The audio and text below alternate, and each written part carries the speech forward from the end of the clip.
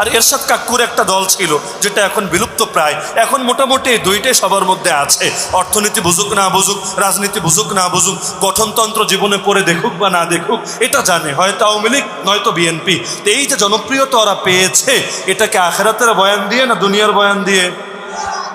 আমাকে বলেন, ইসলামী রাজনীতির দুনিয়াবি বয়ান কি আওয়ামী লীগের চাইতে খারাপ? ইসলামী রাজনীতির দুনিয়াবি বয়ান কি বিএনপির চাইতে খারাপ?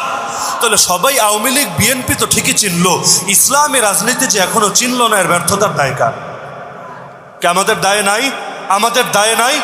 দরকার ছিল বাংলাদেশের প্রতিটা মসজিদের খতিব সাহেব, আরে রাজনীতি করা লাগবে না, কিন্তু প্রতিটা মসজিদের খতিব সাহেব রাজনীতি নিয়ে বয়ান দেওয়া লাগবে।